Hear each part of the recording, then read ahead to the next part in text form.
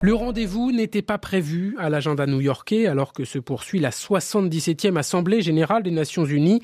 Un déjeuner a eu lieu hier entre le président de RDC, Félix Tshisekedi, et son homologue rwandais, Paul Kagame, au moment donc où les deux pays s'opposent toujours par rebelles interposés dans un conflit armé qui secoue l'est de la RDC.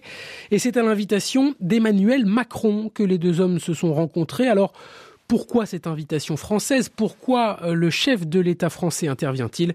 Explication de l'un de nos envoyés spéciaux à New York, Christophe Boisbouvier. Si Emmanuel Macron joue les facilitateurs dans ce dossier, c'est parce qu'il préside tout ce mois de septembre le Conseil de sécurité de l'ONU et parce qu'il a été directement interpellé mardi à la tribune de l'ONU par Félix Tshisekedi. Il y a un rapport d'experts de l'ONU qui accuse le Rwanda de soutenir les rebelles du M23, a déclaré le président congolais. Il faut donc que le pays qui préside le Conseil de sécurité, sous-entendu la France, distribue ce rapport à tous les pays membres du Conseil et en tire les conclusions qui s'imposent, a ajouté Félix Tshisekedi sur un ton très offensif. Emmanuel Macron, qui entretient des relations de confiance à la fois avec le Congolais Félix Tshisekedi et le Rwandais Paul Kagame, a donc essayé hier de calmer le jeu en les réunissant autour d'un déjeuner.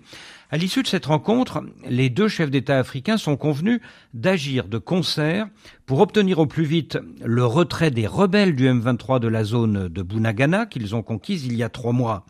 Cette rencontre suffira-t-elle à régler le problème ? Sur la photo prise à cette occasion, Félix Tshisekedi et Paul Kagame posent de part et d'autre d'Emmanuel Macron, mais ils affichent des visages fermés et ils évitent de se serrer la main.